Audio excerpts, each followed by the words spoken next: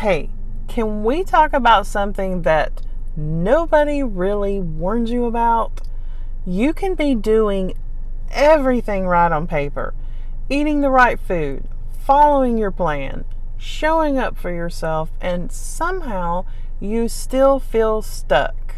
Like you're putting in all of this effort, but the scale is barely moving. Your clothes, still tight. Your body, still tired. And your heart is still frustrated. And honestly, it can make you feel like it's you that's broken. But I want to let you in on something that I learned the hard way. It's probably not about the food. It's not about your willpower.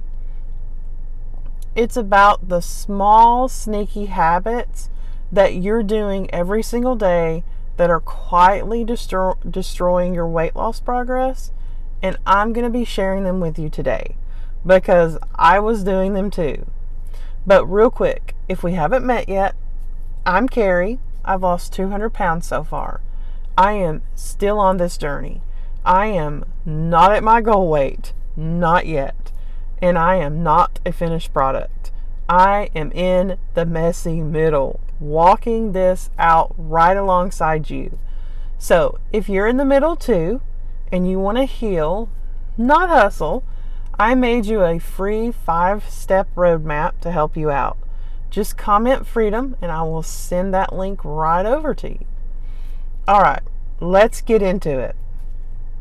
Habit number 1. You start your day on empty. And I'm not just talking about food-wise. Most people think skipping breakfast is the issue, but the real issue is mental emptiness. You wake up, you grab your phone, you scroll through socials, you maybe start answering emails, you're rushing around, and you're reacting to everything. You're not pausing to breathe or to set the tone for the day. And when you start your day scattered and stressed like that, you're way more likely to reach for food later just to soothe yourself. The fix for that is anchoring your morning. Do some stretching or some deep breathing. Say one kind sentence to yourself. It doesn't have to be big. It just has to be your grounding routine for the morning. Habit number 2. You let I deserve it run the show. Oh my gosh, I said what I said, right? So after a long day, it is so easy to think, I have been so good today. I deserve a little treat. Or this week has been rough on me, and so I earned this. But when you make food a reward for suffering, you're not healing yourself. That thought, I deserve it, set me back for years. Because it turned out that every hard day, I gave myself a permission slip to sabotage. So what if instead you said, I deserve peace. I deserve comfort that lasts longer than 15 minutes. Habit number 3. You keep starting over. How many times have you said, I'll get back on track tomorrow, or I'll restart on Monday? Every time you do that, you reset your momentum. You start the whole cycle over again. Progress doesn't come from perfection. It comes from persistence. What if you just picked up with the very next meal? So no drama, no shame, just forward momentum. What if when you ate a meal that was not what you had planned, instead of saying, I'm just going to start again Monday, you said that meal wasn't aligned, but the next one will be. Progress isn't ruined by one choice. It's ruined by quitting after one choice. I had to learn this one the hard way because I wasted years of restarting when I could have just simply continued. Habit number 4. You speak to yourself like an enemy. Listen, if someone followed you around and said the things that you say to yourself, you would probably call them abusive. Things like, you're never going to get it, you look disgusting, you're always going to be like that. Those words, they aren't tough love. They're this slow poison that just leaks in, and they will break your spirit way before a candy bar ever will.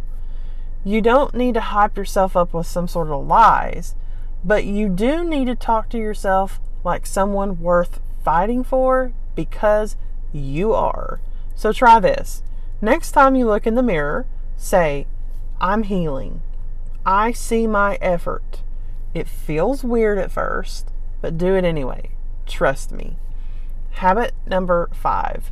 You chase motivation instead of momentum. So motivation is a liar. I don't care what anybody says. It tells you you'll feel like it later.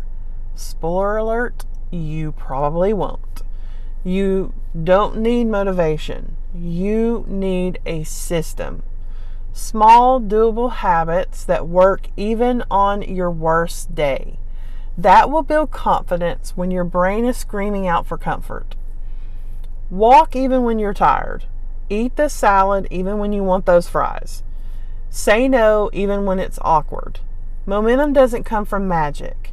It comes from movement forward. Tiny daily actions.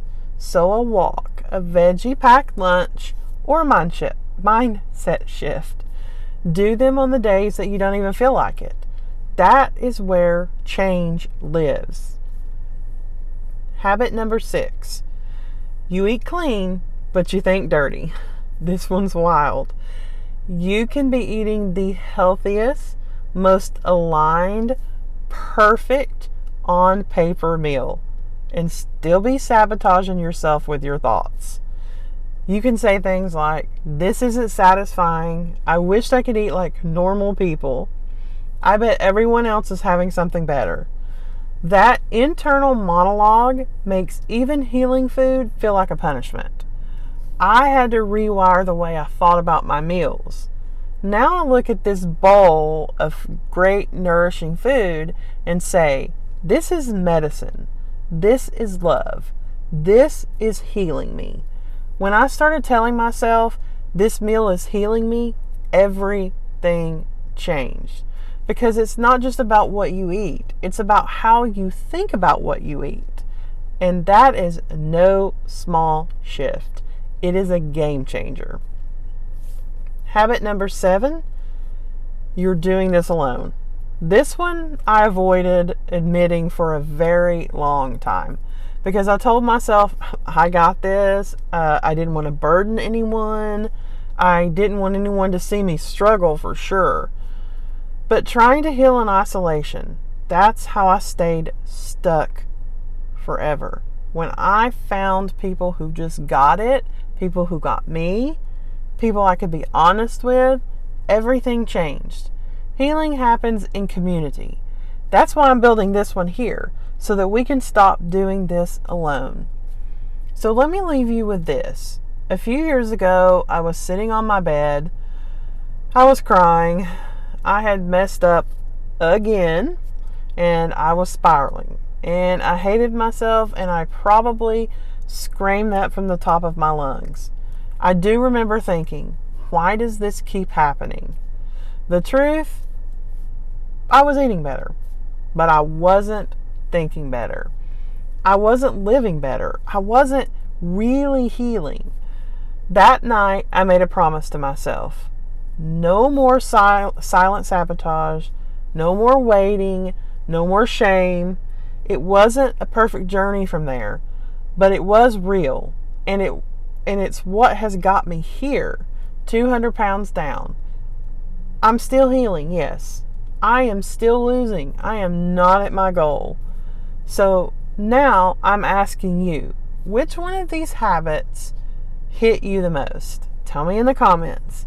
Let's call it out and commit to shifting just one of them this week.